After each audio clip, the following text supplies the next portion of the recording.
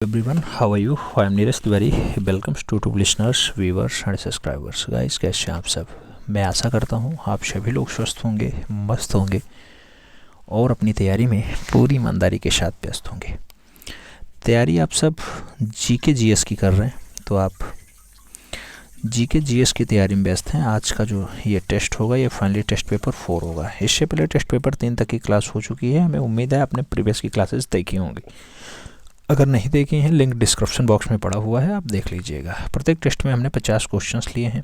सभी विषयों को सहेजते हुए चल रहे हैं, जिसमें history, polity, economy, geography, science and tech, art and culture सब कुछ उसमें है मित्रों, को छूटता नहीं है। तो जीएस का पूरा सिलेबस वहाँ पे कवर करते हुए चल रहे हैं। उम्मीद है आप लोग इससे पहले वाली क्लासेस देख चुके होंगे। नहीं देखा है देख लीजिएगा। वनडे एंट्रेंस की तैयारी में ज़्यादातर जगह जीएस आता है, चाहे आप समीक्षा अधिकारी दें, पीसीएस दें, पुलिस दें, आरपीएफ दें, लेखपाल दें या यूपी ट्रिपल कोई भी भर्ती दें, हर जगह आपका जीएस बढ़िया और अच्छा रोल अदा करता है। तो जीएस को ज़्यादा से ज़्यादा प्रैक्टिस करने से ही आपको आएगा। आइए करते हैं पहला क्वेश्चन। आपसे कह रहा है, निम्नलिखित में से वह कौन सा चालुक्य शासक था जिसने तुंगभद्रा नदी में डूबकर परम योग को प्राप्त किया था? नाम सोमेश्वर प्रथम का है, विक्रमादित्य 5वें का है, तैलप सेकंड का है और जयसिंह सेकंड का नाम दिया गया है। आपको बताना है। तुंगभद्रा नदी पे डूब करके और परम योग को प्राप्त किया मित्रों, चालुक्य नरेश था। नाम क्या होगा मित्रों? तो सही जवाब सोमेश्वर प्रथम होगा। फर्स्ट के साथ आपको राइट आंसर्स लगाना होगा। अगला क्वेश्चन 2 नंबर आ जाता है। आपसे कह रहा है, चोल मंदिर में निम्नलिखित में से कौन सी उनकी प्रमुख विशेषता है? नाम मंडपम का है, विमानन का है, शिखर का है और गोपुरम का नाम दिया गया। चोल मंदिरों में निम्नलिखित में से कौन सी प्रमुख विशेषता बनती है? तो चोल मंदिर की अगर हम बात करते हैं मित्रों, विमान उसकी सबसे खास विशेषता बनेगी। सी के साथ आंसर्स आपको लगाना पड़ जाएगा। 3 नंबर क्वेश्चन है, विक्रमशिला विश्वविद्यालय में किस भिक्षुक ने लगभग 200 ग्रंथ की रचना की है? नाम आतिश दीपांकर का है, रचित का है, ज्ञानपद का है और रत्नाकर का नाम दिया गया। विक्रमशिला विश्वविद्यालय में किस भिक्षुक ने लगभग 200 ग्रंथों की रचना की? लगभग 200 ग्रंथों की रचना मित्रों आतिश दीपांकर के द्वारा किया गया। तो सही जवाब आपको फर्स्ट के साथ लगाना है। ए इज द राइट आंसर्स बना लेना है। 4 नंबर क्वेश्चन पे चल रहे हैं मित्रों। आपको सुमेलित करना है, घटना दिया गया और उसका क्रम दिया गया है। आपको बताना है कौन से वर्ष में कौन सी घटना हुई है। सही जवाब देना है। आपसे कह रहा है मित्रों, बीजापुर के सरदार अफजल खां की हत्या 1659 में ही हुई है। शिवाजी द्वारा दक्कन के मूल सूबेदार शाइस्ता खान पर हमला। शाइस्ता खान पे जो हमला होगा मित्रों ये 1663 में ही होगा। सूरत की पहली लूट जो होती है ये कब होती है? तो ये 1664 में होती है। सूरत की पहली लूट आपके 1664 में होती है और जो सूरत की दूसरी लूट होती है ये 1670 के आसपास होती है। तो फोर्थ का सी ऑप्शन रहेगा। फोर्थ का सी ऑप्शन केवल एक ही विकल्प में है, इसलिए सी विकल्प के साथ आपको आंसर यहाँ पे मिलान कर लेना है। अगला क्वेश्चन आपका 5 नंबर आ रहा है। प्रश्न संख्या 5 क्या कह रहा है मित्रों? दोहरे गुम्बद वाला भारत का पहला मकबरा कौन सा है? ऑप्शंस में हुमायूं का मकबरा है, बाबर का मकबरा है, शेरशाह का मकबरा है और बुलंद दरवाजा का नाम दिया गया। दोहरे गुम्बद वाला भारत का पहला मकबरा कौन सा है? दोहरे गुम्बद वाला भारत का जो पहला मकबरा बनेगा हुमायूं का मकबरा है। आपको राइट आंसर फर्स्ट के साथ लगाना है। 6 नंबर क्वेश्चन पे चलते हैं। दिल्ली सल्तनत काल में मजलिस से खलवत का अर्थ मंत्री परिषद होता था, जिसमें कौन शामिल नहीं था? दीवाने ईसा, शद्र उद शुदूर, अरीज ए मुमालिक और वजीर का नाम दिया गया। दिल्ली सल्तनत में मजलिस से खलवत का जो अर्थ है मंत्रिपरिषद में क्या होता है मित्रों? क्या शामिल नहीं था? तो सही जवाब करते हैं सद्र उश शुदूर शामिल नहीं था। सी के साथ आपको आंसर्स लगाना है। अपना अगला क्वेश्चन 7 नंबर चलेंगे। प्रश्न संख्या 7 की बार है। चरक संहिता कितने अध्यायों और खंडों में विभाजित है? 120 अध्याय 8 खंड, 80 अध्याय 7 खंड, 100 अध्याय 5 खंड या फिर 7 अध्याय और 8 खंडों में विभाजित है। चरक संहिता की अगर बात करते हैं तो चरक संहिता फाइनली 120 अध्याय और 8 खंडों में विभाजित है। सही जवाब फर्स्ट के साथ लगाओ। 8 नंबर क्वेश्चन पे चलते हैं। भील सेवा मंडल की स्थापना किसके द्वारा की गई थी? गुरु गोविंद सिंह ने की है, गुरुसेन सान्याल ने की है, ए.बी. ठक्कर ने की है या फिर ए और बी दोनों ने की है। भील सेवा मंडल की जो स्थापना है किसके द्वारा किया गया? तो ऐसा मंडल फाइनली ए बी ठक्कर के द्वारा स्थापित किया गया। सही जवाब हमें बी के साथ लगाना है। अगला क्वेश्चन 9 नंबर आएगा, बहुत प्यारा क्वेश्चन है मित्रों। आपसे कह रहा है निम्नलिखित कथनों पर विचार कीजिए। ऑप्शंस दिया गया, उपयुक्त में से कौन सा कथन सत्य है, सत्य की पहचान करना है आपको। कोट में आंसर्स दिया गया है। 1857 के विद्रोह के समय ब्रिटेन का प्रधानमंत्री पाम स्टर्न था, हाँ था। 1857 के विद्रोह के समय भारत का गवर्नर जनरल कैनिंग था, हाँ था। 1857 के विद्रोह के समय संबद्धता WH रसूल था, हाँ, संवाददाता के रूप में WH रसूल ने ही कार्य किया है। तो सही जवाब डी के साथ बनेगा। 1 2 3 सब सही है। सही जवाब डी के साथ लगाना है। अगला क्वेश्चन अपना 10 नंबर आएगा। 10 नंबर क्वेश्चन आपसे क्या कह रहा है? कह रहा है सारे जहां से अच्छा पुस्तक किसके द्वारा लिखा गया। नाम लता मंगेशकर का है, रविन्द्रनाथ टैगोर का है, बंकिम चंद्र चटर्जी और मोहम्मद इकबाल का नाम दिया गया। सारे जहां से अच्छा की अगर बात आती है मित्रों, मोहम्मद इकबाल का नाम आता है। डी के साथ आंसर्स लग जाता है। डी इज द आंसर्स लगा लेते हैं। 11 नंबर क्वेश्चन पे हम चलते हैं। किसने कहा था कि साक्षात अपने आप में शिक्षा नहीं है? साक्षरता अपने आप में शिक्षा नहीं है, ऐसा कथन किसका है मित्रों? साक्षरता अपने आप में शिक्षा नहीं है। आपसे कह रहा है जवाहरलाल नेहरू, महात्मा गांधी, VR अम्बेडकर और गोपाल कृष्ण गोखले। सही जवाब की बात करते हैं मित्रों, तो जो सही जवाब बनता है ये आपका महात्मा गांधी के साथ बनता है। सी इज द राइट आंसर लगता है। सीधी कार्यवाही दिवस की बात हो रही है। डायरेक्ट एक्शन डे की घोषणा किसने की थी मित्रों? अली जिन्ना का नाम है, जयप्रकाश नारायण का नाम है, महात्मा गांधी और सुभाष चंद्र बोस का नाम दिया गया। सीधी कार्यवाही दिवस की अगर हम बात करते हैं तो मोहम्मद अली जिन्ना के द्वारा फाइनली इसकी घोषणा की गई। सही जवाब फर्स्ट के साथ लगेगा। अगला क्वेश्चन 13 नंबर आता है। आपसे पूछा गया भारत छोड़ो आंदोलन के दौरान उत्पन्न दंगे किस क्षेत्र में सर्वाधिक व्यापक स्तर पर हुए थे? नाम संयुक्त प्रांत का है, मद्रास का है, बिहार का और गुजरात का नाम दिया गया। आपसे कह रहा भारत छोड़ो आंदोलन के दौरान उत्पन्न दंगे किस क्षेत्र में सर्वाधिक व्यापक स्तर पे हुए हैं? व्यापक स्तर पे अगर बात करते हैं मित्रों तो संयुक्त प्रांत पे ज्यादा हुआ। सही जवाब फर्स्ट के साथ लगाओ। ए इज द राइट आंसर बनेगा। अपना अगला क्वेश्चन 14 नंबर आ रहा है। प्रश्न संख्या 14 की बारी है। कह रहा है महात्मा गांधी की पुस्तक हिंद स्वराज किस वर्ष लिखी गई? 1909 का नाम है, 1919 का नाम है, 1915 का नाम है और 1922 का नाम दिया गया। महात्मा गांधी की पुस्तक है हिंद स्वराज। किस वर्ष लिखी गई मित्रों? जब वर्ष की बात आए तो आप जानते हैं 1909 में लिखी गई है। सही जवाब हमें फर्स्ट के साथ लगाना होगा। ए इज द राइट आंसर बनाना होगा। अगला क्वेश्चन 15 नंबर आता है। भारतीय दंड संहिता जो 1860 में अधिनियमित हुई थी का मसौदा तैयार करने वाले आयोग की अध्यक्षता किसने की थी?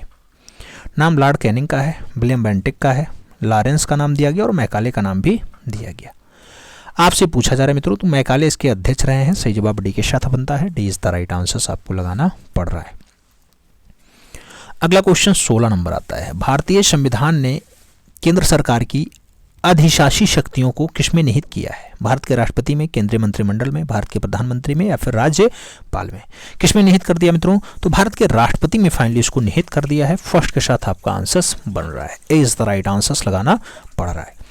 अगला क्वेश्चन अपना 17 नंबर आता है। बहुत प्यारा क्वेश्चन है। आपसे कह रहा है भारत के संविधान में अंतर्राष्ट्रीय शांति और सुरक्षा के संवर्धन का उल्लेख जो है कहाँ किया गया है?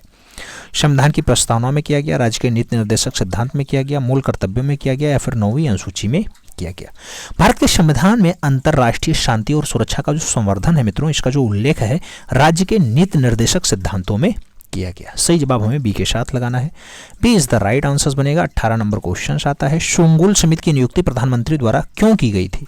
नाम जन लोकपाल विधेयक मसौदा तैयार करने के लिए, राष्ट्रमंडल खेलों के संरक्षण में जो संचालन में भ्रष्टाचार के आरोपों का छानबीन के लिए किया गया है शोंगुल समिति, दूरसंचार घोटाले की छानबीन के लिए किया गया है या फिर कारपोरेट लॉबिस्ट घोटाले में जो है फैन टैपिंग की जांच के लिए फाइनली शोंगुल समिति गठित किया गया। जब शोंगुल समिति किया है तो आप राष्ट्रमंडल खेलों के संचालन में भ्रष्टाचार के आरोपों की छानबीन के लिए शोंगुल समिति नियुक्त किया गया है, प्रधानमंत्री ने नियुक्त किया। सही जवाब बी के साथ लगाना। अगला क्वेश्चन आपका 19 नंबर आ रहा है। प्रश्न संख्या 19 की बारी है। एक साधारण विधेयक पर संसद के दोनों सदनों की सम्मिलित बैठक में मतदाता हो सकता है यदि एक सदन में उसे बिना पारित किए अपने पास कितने माह तक रख सकता है? 4 माह, 6 माह, 5 माह, 9 माह। साधारण विधेयक है, संसद में दोनों सदनों में सम्मिलित बैठक में मतदान हो सकता है यदि एक सदन में उसे बिना पारित किए अपने पास कितने दिन तक वो रख सकता है मित्रों? तो 6 माह रख सकता है। सही जवाब सी के साथ बनता है। अगला क्वेश्चन 20 नंबर आ रहा है। आपसे कह रहा है जनहित याचिका किसके द्वारा अभियोजित की जाती है या की जा सकती है? नाम कोई भी व्यक्ति द्वारा, कोई भी अधिवक्ता द्वारा, कोई भी मान्य नेता द्वारा या फिर कोई ऐसा व्यक्ति जिसके अधिकार का अतिक्रमण हुआ हो। जनहित याचिका की बात करते हैं, कोई भी व्यक्ति फाइनली इसे अभियोजित कर सकता है। तो सही जवाब फर्स्ट के साथ बनता है। अगला क्वेश्चन 21 नंबर आएगा। आपसे कह रहा है पंचायती राज संस्थाओं में अनुसूचित जाति और जनजाति के आरक्षण की व्यवस्था किस अनुच्छेद में की गई है। नाम 243 का है, 243 का है, 243 का है और 243 का भी ऑप्शन दिया गया है। आपसे पंचायती राज संस्थाओं में अनुसूचित जाति और जनजाति के आरक्षण की व्यवस्था पूछ रहा है मित्रों, तो ऐसा आरक्षण मित्रों 243 में किया गया है, इसलिए राइट आंसर की बारी है, तो बी के साथ आप आंसर लगा लीजिएगा। अपना अगला क्वेश्चन 22 नंबर आ रहा है। पृथ्वी के आंतरिक भाग में किस चट्टान का निर्माण अधिक ऊष्मा और दबाव के कारण होता है। आग्नेय चट्टान, अवसादी चट्टान, ज्वालामुखी चट्टान या फिर कायांतरित चट्टान। आपसे पूछ लिया गया पृथ्वी के आंतरिक भाग में किस चट्टान का निर्माण अधिक ऊष्मा और दबाव के कारण होता है। तो अधिक ऊष्मा और दबाव के कारण फाइनली कायांतरित चट्टान काम करती है। सही जवाब आपको डी के साथ लगाना है, D is the right answer बन रहा है। अगला क्वेश्चन 23 नंबर आ रहा है। भारत में कौन से महीने वापसी मानसून यानी लौटते हुए मानसून से मौसम के लिए जाने जाते हैं। अक्टूबर और नवंबर वाला महीना जो है लौटते हुए मानसून के लिए जाना जाता है, मई और जून जाना जाता है, जनवरी और फरवरी जाना जाता है या फिर फरवरी और मार्च जाना जाता है। तो मित्रों अक्टूबर और नवंबर फाइनली इसके लिए जाना जाता है, लौटता हुआ मानसून के लिए जाना जाता है। सही जवाब फर्स्ट के साथ बनता है। अगला क्वेश्चन हम 24 नंबर पढ़ते हैं। 24 नंबर क्वेश्चन से आपसे कह रहा है पीर पंजाल श्रेणी अवस्थित है, लघु हिमालय में है, ट्रांस हिमालय में है, बृहद हिमालय में है और असम हिमालय में दिया गया। पीर पंजाल श्रेणी अवस्थित है। जब हम पीर पंजाल की बात करते हैं तो पीर पंजाल फाइनली लघु हिमालय में अवस्थित है मित्रों। सही जवाब फर्स्ट के साथ बनेगा, ए इज द राइट आंसर लगा लेना। 25 नंबर क्वेश्चन पे आएगा। आम्र वर्षा एक शब्द है जिसका उपयोग डॉट डॉट के लिए किया जाता है। मानसून उत्तर वर्षा के लिए, मानसून पूर्व वर्षा के लिए, शीतकालीन वर्षा के लिए या फिर मानसून वर्षा के लिए। आम्र वर्षा एक उदाहरण है जिसका जो है आम्र वर्षा एक शब्द है जिसका उपयोग कहाँ करते हैं मित्रों, तो हम लोग मानसून पूर्व वर्षा की बात करते हैं। मानसून से पूर्व वर्षा जो होती है उसे हम आम्र वर्षा का नाम देते हैं। सही जवाब सी के साथ लगा रहे हैं, सी इज द राइट आंसर बन रहा है। अगला क्वेश्चन 26 नंबर आता है। वह कौन सा आकाशीय पिंड है जो परिभ्रमण और परिक्रमण लगभग समान समयावधि में पूरा करता है। नाम पृथ्वी का है, मंगल का है, शुक्र का है, चंद्रमा का नाम दिया गया। कौन सा आकाशीय पिंड है जो परिभ्रमण और परिक्रमण लगभग समान अवधि में पूरा कर लेता है मित्रों, तो ऐसा काम चंद्रमा करता है। सही जवाब डी के साथ लगाओ। अगला क्वेश्चन अपना 27 नंबर आता है। पूछ लिया गया यदि मांस को 140 डिग्री सेंटीग्रेड से अधिक पर पकाया जाता है तो निम्नलिखित में से कौन सी अभिक्रिया होती है। पाइसीकरण अभिक्रिया होती है, मेलार्ड अभिक्रिया होती है, ऑक्सीकरण अभिक्रिया होती है और इनमें से कोई नहीं का नाम दिया गया। सही जवाब क्या बनेगा मित्रों, तो सही जवाब की अगर बात करते हैं मेलार्ड अभिक्रिया आंसर बनता है, सी इज द राइट आंसर लगता है। अगला क्वेश्चन 28 नंबर कह रहा है निम्नलिखित में से किस विद्युत चुंबकीय तरंग में सबसे अधिक आवृत्ति होती है। नाम रेडियो तरंग का है, गामा किरण का है, माइक्रोवेव तरंग का है और परावैगनिक किरण का नाम दिया गया। किस विद्युत चुंबकीय तरंग में सबसे अधिक जो आवृत्ति है उसके बारे में बात कर रहा है। अगर हम सबसे ज्यादा आवृत्ति की बात करते हैं तो गामा किरण सही जवाब है, गामा तरंग सही जवाब लगता है, सी इज द राइट आंसर लगा लो। अगला क्वेश्चन 29 नंबर आता है। आपसे पूछा जा रहा है निम्नलिखित में से किन किरणों से इंद्रधनुष का निर्माण होता है। अपवर्तन, परावर्तन और विकिरण, अपवर्तन और विकिरण या फिर अपवर्तन और बिखराव या फिर विवर्तन और परावर्तन। आपसे पूछा गया किन किरणों से इंद्रधनुष का निर्माण होता है। इंद्रधनुष के अगर निर्माण की बात करते हैं तो अपवर्तन, परावर्तन और विकिरण सही जवाब बनता है, first is the right answer लगता है। अगला क्वेश्चन 30 नंबर पढ़ा जाता है। प्रश्न संख्या 30 की बात है। बुलेट प्रूफ जैकेट के निर्माण में आमतौर पर निम्नलिखित में से किस सिंथेटिक फाइबर का उपयोग किया जाता है। नाम रेयान का दिया गया, सारन का दिया गया, बेनियोन का दिया गया और केवलर का नाम दिया गया। बुलेट प्रूफ जैकेट के निर्माण में आमतौर पर निम्नलिखित में से किस सिंथेटिक फाइबर का उपयोग किया जाता है, तो वो सिंथेटिक फाइबर अपना केवलर है मित्रों। सही जवाब जो बनेगा वो डी के साथ बनेगा, D is the right answer लगेगा। अगला क्वेश्चन 31 नंबर आता है। प्रति ऊर्ध्वपातन की अभिक्रिया में डॉट डॉट परिवर्तित होता है। ठोस और गैस है, तरल और गैस है, ठोस और गैस है या फिर गैस और तरल है। प्रति ऊर्ध्वपातन की प्रक्रिया या अभिक्रिया में फाइनली क्या होता है मित्रों, तो गैस और ठोस का रूप आता है। सही जवाब ए के साथ लगाना है। आगे चला जाएगा तो अपना अगला क्वेश्चन 32 नंबर आता है। 32 नंबर क्वेश्चन कह रहा है fill in the blanks type का क्वेश्चन है। डॉट डॉट का उपयोग श्वास परीक्षण में शराबी चालकों की जांच करने हेतु किया जाता है। ऑप्शंस में दिया गया तरल nitrogen, potassium, dichromate, sodium chromate या फिर लिथियम डाइक्रोमेट। मित्रों पोटेशियम बाइक्रोमेट का उपयोग किया जाता है, तो पोटेशियम डाइक्रोमेट सही जवाब बनता है। सी इज द राइट आंसर आपको लगाना पड़ता है। अगला क्वेश्चन 33 नंबर आता है, पूछा गया ब्रुसेलोसिस नामक बीमारी किसके कारण होती है? जीवाणु के कारण, कवक के कारण, विषाणु के कारण या फिर प्रोटोजोआ के कारण? ब्रुसेलोसिस की बात आती है, ब्रुसेलोसिस की अगर बात आती है तो जीवाणु द्वारा यह बीमारी होती है। सही जवाब फर्स्ट के साथ लगाना है। अगला क्वेश्चन अपना 34 नंबर आपकी स्क्रीन पे ये रहा, पूछा गया आपसे एक सामान्य वयस्क मानव शरीर में लगभग कितना ग्राम मैग्नीशियम होता है? 10 ग्राम, 20 ग्राम, 15 ग्राम, 25 ग्राम। सामान्य वयस्क मानव के शरीर में लगभग कितना ग्राम मैग्नीशियम होता है? मित्रों जब मैग्नीशियम की एग्जैक्ट वैल्यू की बात आती है तो 25 ग्राम आंसर बनता है। D is the right answer लगाना पड़ जाता है। अगला क्वेश्चन 35 नंबर आता है, सूक्ष्म जीव मृत पौधे से किसका उत्पादन करने के लिए कार्य करते हैं? मशरूम के, लकड़ी के, रेत के या फिर ह्यूमस के? आपको बताना है सूक्ष्म जीव मृत पौधे से किसका उत्पादन करने के लिए कार्य करते हैं, तो ये फाइनली ह्यूमस के लिए हैं। सही जवाब आपको ह्यूमस देना है। D is the right answer लगा लेना है। अगला क्वेश्चन आपका 36 नंबर आएगा, आपसे कह रहा है अमीबा में भोजन का पाचन किसमें होता है? भोजन रसधानी में होता है, क्लोरोप्लास्ट में होता है, रेडियोपोडिया में होता है या फिर माइक्रोकॉन्ड्रिया में होता है? अमीबा में भोजन का पाचन किस में होता है? अमीबा में जो भोजन पाचन होता है मित्रों, ये भोजन रसधानी में होता है। राइट आंसर फर्स्ट के साथ जाएगा। ए इज द राइट आंसर बनाना पड़ जाएगा। 37 नंबर क्वेश्चन पे चलेंगे।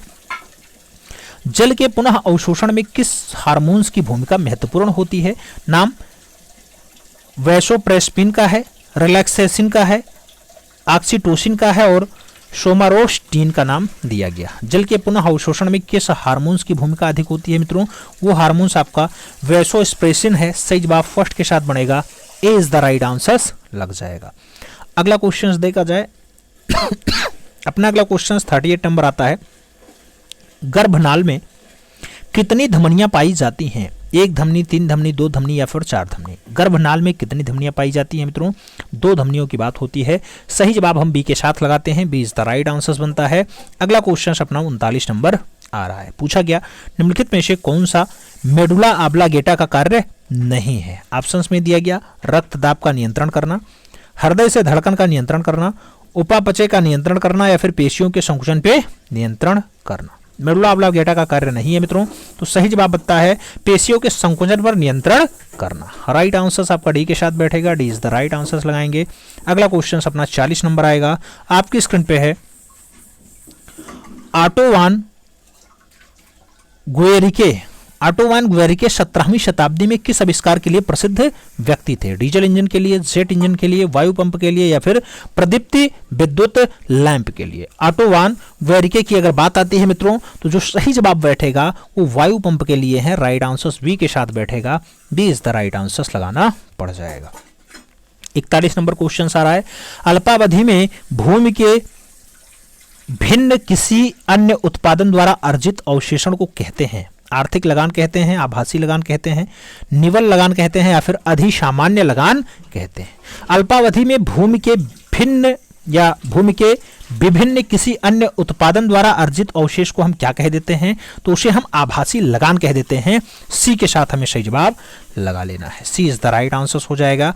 42 नंबर क्वेश्चन है, अंतर्राष्ट्रीय मुद्रा कोष निम्नलिखित में से किस सम्मेलन की देन है? नाम हवाना का है, जनेवा का है, रोम का है और ब्रेटन वुड का नाम दिया गया। अंतर्राष्ट्रीय मुद्रा कोष निम्नलिखित में से किस सम्मेलन की देन होती है मित्रों? तो सम्मेलन आपका ब्रेटन वुड में हुआ था। राइट आंसर डी के साथ लगाना है। D is the right answer बनेगा। अगला क्वेश्चन 43 नंबर पढ़ा जाता है। 43 नंबर है, निम्न में से किसे चिपको आंदोलन का व्यवहारिक पक्ष के रूप में जाना जाता है? नाम चंडी प्रसाद भट्ट का है, श्रीमती गौरा देवी का है, कामरेड गोविंद सिंह रावत का नाम दिया गया और सुंदरलाल बहुगुणा का नाम भी दिया गया। चिपको आंदोलन के व्यवहारिक रूप से जो पक्षधर रहे हैं मित्रों, वो कौन रहे हैं? तो वो कामरेड गोविंद सिंह रावत रहे हैं। सही जवाब जो बनता है वो सी के साथ बनता है, तो सी इज द राइट आंसर लगाते हैं। अपना अगला क्वेश्चन 44 नंबर होता है, पूछ लिया गया लिनोजियम कंपोज घास किस बायोम के अंतर्गत आते हैं? नाम टैगा बायोम का है, टुंड्रा बायोम का है, शीतोष्ण बायोम का है और उष्णकटिबंधीय बायोम का नाम दिया गया। लानोज और कंपोज की अगर बात आती है तो लानोज और कंपोज जो है उष्णकटिबंधीय बायोम के अंतर्गत आते हैं। डी के साथ अपना सही जवाब लगता है। D is the right answer लगा लो। अगला क्वेश्चन 45 नंबर आता है, निम्नलिखित में से कौन सा टेरेस्ट्रियल बायोम का उदाहरण है। आपसे पूछा गया टैगा है, केल्प फॉरेस्ट है, एस्चुरी है या फिर कोरल रीफ है। टेरेस्ट्रियल बायोम कौन सा है मित्रों? टेरेस्ट्रियल बायोम की अगर बात आती है टैगा सही जवाब बनता है। First is the right answer लगाना पड़ता है। अगला क्वेश्चन हम 46 नंबर पे चलते हैं। G20 के 18वें सम्मेलन का आदर्श वाक्य मोटो क्या है? नाम एक पृथ्वी एक परिवार एक भविष्य है, एक पृथ्वी एक प्रकृति एक जीवन है, एक विश्व एक परिवार एक जीवन है या फिर एक पृथ्वी एक प्रकृति एक भविष्य है। G20 18वें जो शिखर सम्मेलन हुआ था उसका आदर्श वाक्य क्या बनता है? एक पृथ्वी एक परिवार एक भविष्य। तो सही जवाब फर्स्ट के साथ लगता है, ए इज द राइट आंसर बनता है। आगे चला जाएगा 47 नंबर क्वेश्चन आपकी स्क्रीन पे ये रहा। आपसे कह रहा मानव विकास सूचकांक एसडीआई का निम्नलिखित में से कौन सा एक आयाम नहीं है? आपको बताना है। लंबा एवं स्वस्थ जीवन जीने की क्षमता, ज्ञानार्जन की क्षमता, अच्छा जीवन स्तर प्राप्त करने की क्षमता या फिर स्वच्छ पर्यावरण की प्राप्ति, योग्य होना। तो आपको बताना है मानव विकास सूचकांक का निम्नलिखित में से कौन सा एक आयाम नहीं है। जब हम आयाम की बात करते हैं तो स्वच्छ पर्यावरण की प्राप्ति यानी स्तर तक पहुंचने हेतु योग्यता यही नहीं है। डी के साथ आंसर्स लगाओ। 48 नंबर क्वेश्चंस पढ़ते हैं। आपसे कह रहा है गहन जिला कृषि कार्यक्रम को किस वर्ष में प्रारंभ किया गया था? नाम 1960-61 का है, 1962-63 का है, 1961-62 का है और 1963-64 का नाम दिया गया है। गहन जिला कृषि कार्यक्रम की बात आती है कौन से वर्ष में स्टार्ट होता है? तो फाइनली 1960-61 में स्टार्ट होता है। ए के साथ राइट आंसर्स लगाइएगा। अपना अगला क्वेश्चन 49 नंबर आएगा। आपसे कह रहा है क्षेत्रीय ग्रामीण बैंक कुल पूंजी में राज्य सरकार का हिस्सा है। 50% है, 30% है, 15% है, 35% है। क्षेत्रीय ग्रामीण बैंक की कुल पूंजी में जो राज्य सरकार जाता है मित्रों वो अपना 15% जाता है। तो बी के साथ हमें राइट आंसर्स देना है। B is the right answers लगा लो। अगला क्वेश्चन अपना 50 नंबर आता है। आपसे पूछा गया निम्नलिखित में से कौन सा संरक्षित क्षेत्र कावेरी बेसिन में स्थित है? कावेरी बेसिन में स्थित है। आपको बताना है मित्रों, सही कोड का प्रयोग करना है और सही उत्तर आपको चुनना है। अगर बात करते हैं तो नागरहोल राष्ट्रीय उद्यान हाँ आता है कावेरी क्षेत्र में। इसके बाद आपका पापीकोंडा राष्ट्रीय उद्यान नहीं आता है। सत्यमंगलम बांध आरक्षित क्षेत्र हाँ ये आता है, बाघ आरक्षित क्षेत्र। और इसके साथ वायनाड वन्यजीव अभ्यारण्य हाँ ये भी आता है। तो सही जवाब केवल 1, 3 और 4 बनेगा, इसलिए सी के साथ आपको आंसर्स बनाना पड़ेगा। सी इज द राइट आंसर्स लगा लो। अब आपको बताने की बारी है मित्रों, इस टेस्ट पेपर 04 में 50 क्वेश्चंस थे, इसमें आपका स्कोर क्या रहा? ईमानदारी पूर्वक बताइएगा। चैनल पे नए हैं तो सब्सक्राइब करिएगा, बेल आइकन जरूर प्रेस करिएगा जिससे नोटिफिकेशन समय से मिले और आप चैनल का भरपूर लाभ समय से ले सकें। जीके जीएस की प्रैक्टिस के लिए बहुत अच्छा सेगमेंट चल रहा है, तो इसमें आप अपने आप को प्रतिभाग करें और देखें कि कितना क्वेश्चन आपका सही जा रहा है। मिलते हैं थोड़ा में, तब तक के लिए दिल से सैल्यूट। जय हिंद।